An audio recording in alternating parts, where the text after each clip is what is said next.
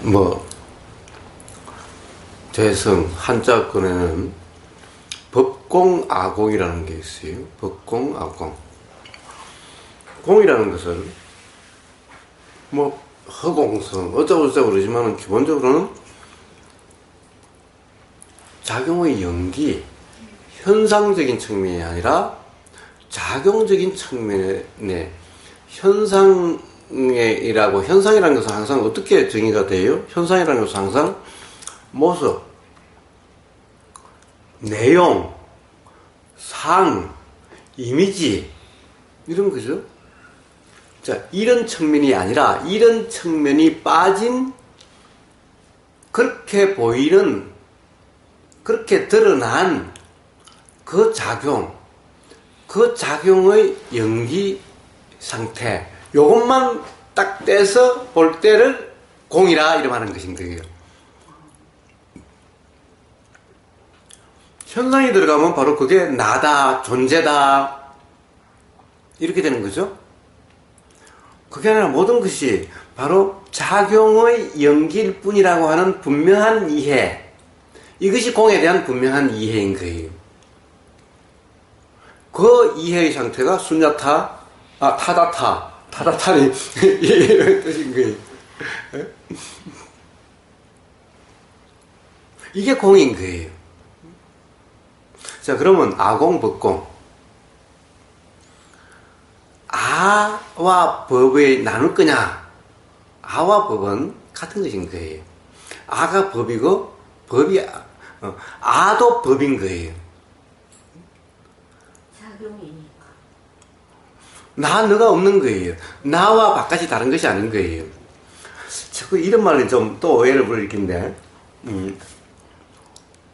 작용의 연기 상태인데 현상이 이렇게 떨어져 보이는 것일 뿐인 거예요. 이 모든 것이 우주 만물 만상이 서로 연기되지 않는 작용이 없어요. 우주 만물 만상이 전체가 연기돼서 어느 하나를 이렇게 떼낼 수가 없어요. 그런데 우리는 태양은 따로 떨어져 독립된 것 같고, 달도 떨어져 독립된 것 같고, 지구도 떨어져 독립된 것 같고, 사람도 다 독립된 것 같죠? 요건 이렇게 보이는 현상일 뿐, 실제로는 이 작용, 그러니까 현상의 작용, 공이라 이름하는 그런 연기 상태에서는 이게 하나 떨어질 수가 없어요. 그래서 현미경으로 가지고 보면 점점 보면 이 경계가 없어져요. 이거하고 구분이 없어져요. 서로 같이 계속해서, 가령 거기 울산 과기대 무슨 교수가 얘기했다시피 온오프의 스위치, 온통 우주 전체가 스위치처럼 이 작용이 있으니 이 작용이 있고, 요게 붙었다가 저게 떨어졌다가 또 저게 떨어졌다가 붙었다가 하는 온통 온오프. 즉 이 작용이 있으니 이 작용이 있고, 이 작용이 없으면 이 작용이 없다라고 하는 이런 작용의 연기 상태로서 온 우주 전체가 다 그렇게 서로 연기돼서 요걸 어느 하나에 딱 떼놔서 요걸 따로 이렇게 독립해서 있을 수 있는, 구분할 수 있는 이런 것은 하나도 없는 거예요. 자, 이런데 아와 법이 나눠지나요? 이 법이라 하는 것, 이 참 애매모호한 말인데, 법의 가장 기본적인 법이라는 말은 바로 하나의 작용을 법이라 그러는 거예요. 근데, 자, 이 작용이 있으니까 이 작용이 있죠? 요 두 개의 관계를 연기라 그러는 거예요. 이 작용이 있으니까 이 작용이 있고, 이 작용이 없으면 이 작용이 없다라고 하는 요 작용과 작용 간의 작용의 이치를 연기라 그러는 것인 거예요. 이 작용이 법이지, 이건 법이 아니에요. 요 안에 수없이 많은 작용 덩어리죠. 이게 이런 보이는 거죠. 그래서 이것을 뭐라고 그럽니까? 온이라는 것은 덩어리라 뜻인 거고, 오라고 하는 것은 5가지 작용 덩어리. 이것을 크게 나눠서 그런데, 실제로는, 가령 우리가 크게 바다, 산인데 한라산, 지리산, 백두산, 산이 다 똑같아요. 그런데 그것을 우리는 크게 산이라 하듯이, 여기도 온갖 그런 작용인데, 이것을 뭉뚱그려서 이런 작용, 덩어리, 이런 작용 덩어리라고 그냥 크게 그냥 설명하시는 분인 거예요. 하나하나 하는 거나 별반 다를 바가 없기 때문에. 자, 여기에 나라는 것이 없이 그냥 전부 다 이런 작용의 연기만 있는 거다. 그 덩어리다라는 것을 설명하기 위해서 오온을 말씀하신 것일 뿐인 거예요. 그것을 5온이라고 하든 6온이라고 하든 10온이라고 하든 뭐 3온이라고 하든 아무 상관이 없어요. 결국 거기에는 그런 전부 작용의 연기만 있지 실제로 나라고 하는 존재, 독립된 존재, 주체 이런 것은 없다라는 것을 설명하기 위해서 오늘 말씀하신 것일 뿐인 거예요. 자, 그래서 이런 것은 덩어리인 거예요. 법 덩어리 이런 것인 거예요. 작용의 연기적 현상 이런 것인 거예요. 말로 굳이 표현하자면은. 그래서 자, 법 덩어리니까 그냥 법이라고 이름할 수는 있을지언정 이것을 하나의 이것이 법이다라고 하면 틀리는 거예요. 법은 작용이 작용. 하나의 작용을 법이라 그런 것인 거예요. 그럼 법을 갖다가 이치라고 이야기하죠? 왜 그래요? 자, 법, 사실은 하나를 법이라고 그랬지만은 하나가 있는 것이 아니라 계속해서 서로 연기하는 이 현상들, 이렇게 작용되고 있는 것이 실상이죠? 그래서 법이 작용하는 이치, 법이 일어나고 사라지는 이치, 그래서 이치를 법이라 하는 것인 거예요. 이치도 법이라 하는 것인 거예요. 부처님은 온통 이 이치를 말씀하신 것일 뿐인 거예요. 그래서 부처님 말씀을 법이라 그런 것인 거예요. 자, 부처님 말씀도 법이라고 그러고 작용 하나하나도 법이라고 그러고 작용의 이치, 자연의 이치도 법이라고 그래요. 자, 진리도 법이라고 그래요. 진리가 뭐냐? 바로 이 작용의 이치가 진리니까. 그래서 법이라는 이름으로 이 네 가지 의미로 쓰고 있지만 다른 게 아니라 다 똑같은 말이죠. 부처님은 온통 부처님의 말씀은 바로 이 진리, 작용의 이치, 작용과 작용의 이치를 말씀하셨기 때문에 바로 부처님 말씀을 법이라 그런 거고 바로 작용의 이치가 바로 법이, 이치인 거고 그리고 바로 일어나고 사라지는 이 작용 하나를 법이라고 그러는 거고 요런 것을 진리라고 그러니까 그런 거 다 같은 말이죠. 자, 이 법이라는 이름으로 쓰는 뜻은 네 가지가 있어요. 이 네 가지가 다 다른 말을 한 것이 아닌 거예요. 다 똑같은 것인 거예요. 근데 이것을 법이다 라고 하면 틀린 말인 거예요. 단지 이것은 법 덩어리이기 때문에 그냥 법이라고 이름하는 것일 뿐이지 이것을 그냥 이런 덩어리를 법이라고 그러면 되지 않아요. 사실 엄밀하게 얘기하면은 법 덩어리 또는 법의 연기적 현상이라고 이야기해야 되는 거예요. 말로 표현할 수 없다고요? 예, 말이라는 것은 뭐든지 이해에 따라서 표현할 수가 있어요. 부처님이 대답 안 하신 것은 왜 그러냐? 대답을 해줘봤자 머리만 굴리고 생각 노르면 빠질 것 같으니까 말씀 안 하시는 것일 뿐인 거예요. 몰라서 그러신 게 아니라 말로 표현할 수 없는 것이어서 그런 것이 아니라 사실은 부처님이 말씀하시지 않은 그런 것은 다른데 다 말씀이 다 돼 있어요. 연기라든가 연기적 실상이라든가 오온이라든가 라고 하는 이런 데서 이미 다 말씀을 하셔놨어요. 열애가 죽으면은 어디로 갑니까? 있습니까? 없습니까? 이런 것은 이미 연기와 무상, 무아, 고에서 이미 다 말씀하신 거예요. 그런데 말씀하실 수 없어서 말씀을 안 하셨다? 이런 것이 아닌 거예요. 이야기해줘봤자 생각노름 하고 있을 것 뻔하기 때문에 더 관념화될 거기 때문에 말씀 안 해주신 것일 뿐인 거예요. 이미 다 말씀해 놓으셨어요. 진리를 표현할 수 없다? 세상에 그런 것은 없어요. 할 수 있는 한 어떻게든 하는 것인 거예요. 네? 어떻게든 할 수 있는 거예요. 물론 말 자체가 진리는 아니죠. 단지 어떻다라고 하는 말을 통해서 그 어떤 것을 가르치려고 하는 관심을 그렇게 돌아가게 하는 이런 말은 얼마든지 할 수가 있는 것인 거예요. 분명하지 않으니까 사실 자기 자신이 애매하니까 말을 못하지. 분명한데 왜 말을 못해요? 말로 어떻게든 표현할 수가 있죠. 아니면 새로 말을 만들어서라도 표현할 수 있죠. 그러면 관념도 법 아닙니까? 예. 자, 아까 그랬지요. 뭘 법이라고 해요? 작용을 법이라고 그랬죠. 그럼 관념 이것도 작용되는 거 아니에요? 이렇게 내가 막 이렇게 분별을 예. 한다든가. 자, 작용이라는 것은, 관념이라는 것은 어떻습니까? 요렇다, 저렇다, 아, 규정을 짓는 거. 내용이잖아요. 작용은 일어나는. 모양이나 모습이나 양이나 크기로 규정할 수 없죠. 만질 수도 없고, 네, 어? 네. 그렇죠. 네. 그래서 작용은 있다라고 할 수도 없고, 그렇다고 없다라고 할 수 없다라고 하는 것이, 있다와 없다의 이 무문과는 바로 이런 문제인 거예요. 작용은 보세요. 자, 이게 뭐 색깔이 있습니까? 형태가 있습니까? 크기가 있습니까? 따로 떼놓을 수가 있나요? 이것이 있으니까 이것이 있다라고 하는 이거지. 그러니까 자, 도대체 어떤 형태도 없고 어떻다고 규정할 수 없으니 있다라고 할 수가 없잖아요. 그렇다고 해서 아니 이게 뭐가 일어나고 사라지면 있는데 없다라고 할 수도 없잖아요. 이것에 대한 이 작용의 이치에 대한 분명한 이해가 바로 있다 없다라고 하는 이 무자 무문간의 이름 무문간이라 나오는 이 무자의 핵심 가르침이 바로 이 문제인 거예요. 너무나 분명한 것을 갖다가 그렇게 애매하다고요? 너무너무 분명한 거예요. 개의 불승이 있습니까? 개라는 존재가 있나요? 그건 현상일 뿐이죠. 응? 사람에게 불승이 있다 없다. 사람이란 존재가 있나요?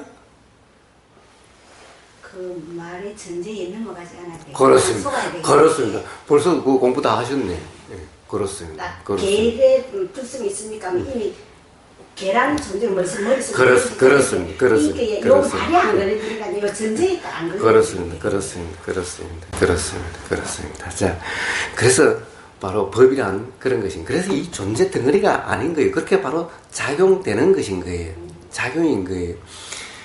이건 현상일 뿐이죠. 예? 그러니까 깨달음이란 바로 이런 작용의 이치에 대해서 안다는 거예요. 이것을 안다면 존재가 없는데 이 존재가 뭐 어떻게 변하고 말고 어디 있나요? 일어났다 사라지는 그런 것이 현상일 뿐인데.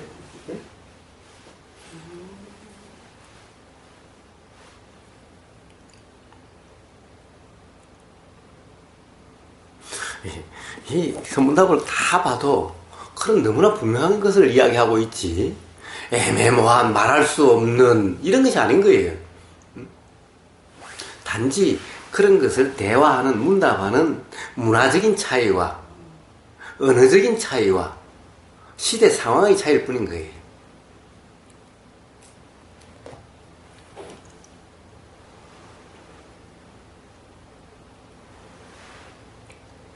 무슨 이야기를 하다가 이렇게 빠졌지? 뭐 안 빠지고 간 겁니까? 흘러가는 대로. 근데 그 괴로움에서 벗어나는 길이 도지 않습니까? 예. 근데 주위에 보면은 그 도 안 닦아도 뭐 잘 사는 사람이 없을 많거든요. 예. 시장 바닥에 여기다 보면 뭐 아줌마 두 사람 보면 그 도인 수준에 예. 더 공부를 안 해서 예. 그런 사람들은 그렇게 시장 도를 닦은 거냐고. 그렇습니다. 누구든 삶의 현장이 도 닦는 현장입니다. 삶과 도가 다르지 않습니다. 도라는 이름이 도라 불리든 뭐라고 불리든 도라고 불리는 그 마음의 상태, 정신 상태, 이걸 도라고 그러는 거지. 그러니까 이것은 도라고 이름을 알든 모르든 그런 상태냐 아니냐에 달려있는 것일 뿐이지. 도라는 이름을 알고 모르는 건 전혀 상관이 없는 거예요. 이걸 도라 안 부르고 다른 거 불러도 상관이 없는 거예요. 야, 나는 살다 보니까 이러면 아주 편해지더라. 그래서 나는 뭐 이렇게 살다 보니까 삶이 불편이 없어. 라고 뭔가 그냥 그런 거예요. 에? 나 생각하고 그런 거 없어. 뭐 판단하고 그런 거 없어. 응? 그냥 뭐 이 소리가 들리나 저 소리가 들리나 막 들리면 들리는 대로 그냥 이렇게 표현하는 거예요. 도라는 이름을 전혀 쓸 필요가 없어요. 그래서 바로 도라 이름하는 상태에 의해서 그렇게 되는 거지. 살다 보면은 문득 그렇게 터득될 수가 있는 것인 거예요. 온갖 경험을 통해서. 꼭 도라는 이름은 도라는 이름은 도라고 불러도 되고 깨어있음이라 해도 되고 중도라 해도 되고 뭐 수행이라 해도 되고 명상이라 해도 되고 또는 뭐 이름이 없어도 괜찮고 이런 거지. 그러니까 꼭 도라는 이름을 알아야만, 그것을 도라고 그런지 알아야만, 도라는 이름이 먼저가 아니라 그러한 마음 상태, 그러한 정신 상태일 때, 부처님도 그런 상태일 때 그렇게 되더라. 내가 그렇게 안 됐는데, 그렇게 가령 용맹정진을 해서, 그런 고행 수행을 해도 안 됐는데, 문득? 그때는 만족스럽지 못해. 문득? 이제 의심이 없다는 것이. 이제 괴로움이 경험되지 않는다는 것이. 안 돼요. 그게 이제 그런 도로서 지금 행복하더라도 그 행복이 또 이 고통으로 가는 그런 도를 자연 이치를 그냥 문득 이제 알았던 그게 또 행복이 또 언젠가는 또 이게 또 고통을 그럴 수도 있고 안 그럴 수도 있고 그거는 알 수 없는 일. 이 사람이 다시 어떤 관념을 붙잡으면은 다시 괴로움이 경험될 수도 있고, 관념에 붙잡지 않고 그냥 그런 그대로의 삶이라면은 오히려 그것을 이제 부처님은 중도라고 이름 붙였지만은 이 사람은 자기는 그 뭐라고 그럴까 삶의 비법 시크릿이라고 이름 붙여가지고 그런 경험을 나눠줄 수도 있는 거죠. 그래서 그 사람의 삶이 그냥 그런 삶이 된다고 한다면은 다시 괴로울 일이 없게 되는 거죠. 그러니까 아무도 알 수 없는 일. 굳이 도라는 이름을 알면은 이제 안 괴롭고, 도라는 이름을 모르면 다시 또 빠질 수 있고, 이 또한 알 수 없는 일.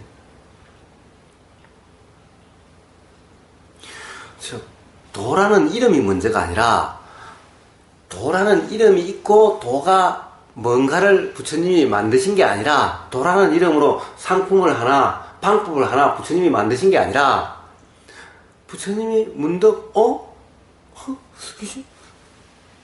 의심이 없네. 전에 그렇게 수행을 하고 스승은 당신 이제 다 됐어.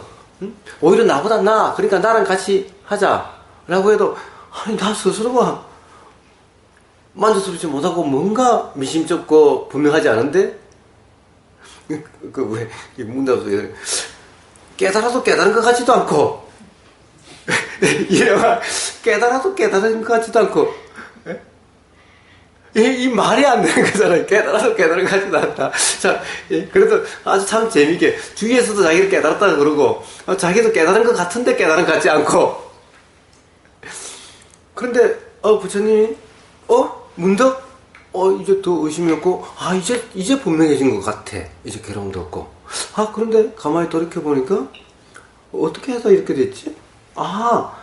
그렇게 되니까 그러니까 이렇게 됐구나. 거꾸로 가서 그런 상태를 뭐라고 말을 해줘야 되겠는데 중도라 이름을 부르친 거예요. 이게 뭔가를 추구하지도 않고 고행하지도 않고.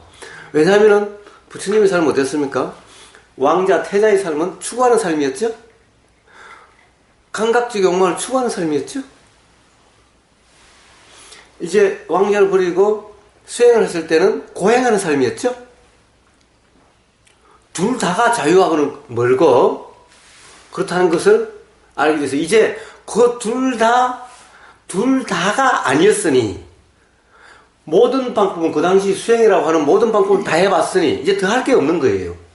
그러니까 문득 아무것도 하지 않는 이런 상태가 됐던 거예요. 바로 그런 거네. 그러니까 추구하지도 않고 억누르지도 않는 고행하지도 않는 바로 그런 거다. 그러니까 이렇게 되더라 라고 중도를 설명하신 거예요. 그리고 이름을 중도라고 붙이신 거예요. 그러니까 뭡니까? 그런 경험이 먼저고 중도라는 이름이 뒤죠. 가령 부처님이 다른 사람에게 설명해 줄 일이 아니었다고 한다면 굳이 이름을 붙일 필요도 없었죠. 그러면 그 주위에 보면 인문학 공부하시는 분이 있는데 이런 사람들 보면은 나름대로 그 지식이 공자, 맹자 이런 말씀이 다 정말 잘 살아가는 방법을 막 그런 해놓은 그러니까 이 사람들 보면 도하고는 좀 거리가 먼 것 같아요. 뭔데도 이 사람들이 아주 그걸 잘 이용해갖고 잘 살아요. 잘 사는 것처럼 보이죠. 잘 살아요. 잘 사는 것처럼 보이는 겁니다. 가령 어제 그 제일 처음에 김성태라는 분하고 대화하는 거 보십시오. 제일 처음에 유교를 해서 온갖 유교의 그런 핵심 용어들이 다 나오고 문답을 했습니다만은 천명지 위선, 뭐 솔성지도 라고 그렇게 했습니다만은 그렇게 살아도 삶이 자꾸 더 괴로워지지 그렇지 않다는 거예요. 그런데 문제는 우리가 어떤 상태에 빠져 있을 때는, 어떤 생각 속에 빠져 있을 때는 스스로 체면 상태에 갖게 돼요. 그래서 모든 것을 자기의 아르마리로 해석해서 해석으로 합리화시킴으로 해서 괴로움이 괴로움으로 경험되지 않게 되는, 괴로움이 괴로움이라고 느껴지지 않는 이런 체면 상태처럼 돼요. 체면 상태로 계속 죽을 때 가면 좋은 거 아니에요? 예, 가면 되죠. 그러니까 가면 괜찮은데 갈 수 없다는데 문제가 있다는 거예요. 그때도 이야기했다시피 그것은 그렇게 해서 좋았던 것만큼 문득 체면에서 깨어났을 때 그만큼 괴롭게 되는 거라는 거예요. 그런데 문제는 자, 요것이 괴로움이라는 것이 그때 괴로웠다가 또 이때 괴로웠다가 요러면은 차라리 괜찮죠? 제가 볼 때는 그래가 계속 안 끼고 잘 죽을 것 같은데. 네. 자, 죽음이 끝이 아니라고 그랬죠? 예, 그것은 좀 더 불금님이 이제 기본적으로 도에 대한 이해와 도가 생활화되고 있으시니까 거기에 대한 문득 이해가 있으실 수 있을 거예요. 예를 들면은 이런 거죠.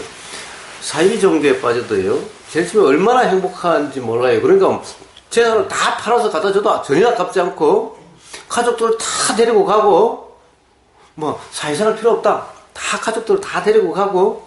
자, 그때 자기가 가족들을 갖다가 구렁텅이에 쳐넣으려고 그러겠어요? 야, 이게 정말 행복의 길이다라는 분명한 믿음 때문에 자기 자신이 너무나 좋기 때문에 그렇죠. 자, 그것이 영원할 수 있느냐? 자, 그것은 일종의 어떤 이 맹목적인 믿음이라든가 어떤 관념에 의해서 체면 상태가 같기 때문에 이것은 어떤 조건이 되면 반드시 깨지게 되어 있는 겁니다. 왜냐하면 게 일정으로 마음의 법칙이 정해져 있으니까. 그렇습니다. 왜냐? 실제의 경험과 다르기 때문에 문득 다름이 계속해서 해석하다가 어느 순간에 해석으로 되지 않는, 체면이 통하지 않는, 마약이 통하지 않는 그러한 경험도 있게 되기 때문에. 그리고 체면 상태라는 것이 사실은 억누르는 것이기 때문에 언젠가 이 힘이 해석의 힘으로서, 체면의 힘으로서 감당하지 못하게 되어지기 때문에 그때는 폭발이 일어나게 된다는 거예요. 그럼 그동안의 그런 체면으로 인해서, 마약으로 인해서 편안하고 좋았던 것이 한꺼번에 다 괴롭게 되는 것인 거예요. 모아놨다가 한꺼번에 터진 것과 똑같아요. 그래서 마약하다가, 마약할 땐 좋죠? 페인처럼 되는 것이 그래서 그런 것인 거예요. 마약도 조금씩 필요할 때마다 쓰면은 좋은 약이라 그러죠? 바로 체면에 의해서 또는 내가 어떤 분명한 확신범, 양심범이라고 잘 아시겠네. 예? 확신범, 양심범 조금도 가책이 없죠? 자, 그렇다고 한다면은 그 사람은 죄의식도 전혀 없고 그래서 괴로움이 경험되지 않을까요? 그것이 바로 일종의 체면과 같고 일종의 그렇기 때문에 어느 순간 그것이 깨지는, 그것이 실제가 맞지 않다라고 하는 자각이 반드시 일어나게 되는 겁니다. 그럼 그것이 한꺼번에 그동안 확신, 양심이라는 이름으로, 신념이라는 이름으로 회피하거나 억눌러놨던 그런 것이 한꺼번에 터짐으로써 양심의 가책이라든가 괴로움이 한꺼번에 경험되게 된다는 겁니다. 그래서 그러면 괜찮지 않습니까? 물론 그러면 영원히 그럴 수 있으면 괜찮습니다. 영원히 행복하면 좋죠. 마약을 하든 사이비 종교에 빠지든 어쨌든 간에 영원히 행복할 수 있는데 괴로운 것보다 훨씬 낫죠? 영원히 할 수만 있다면. 그런데 그것은 이치적으로 영원이라는 것이 될 수가 없는 거다라는 겁니다. 그래서 그렇지 않다는 것이 너무나 분명하다는 거예요. 지식인들이 특히 이 아르말이라고 하는, 지식이라고 하는, 안다라고 하는 스스로의 체면 상태와 같은 것인 거예요.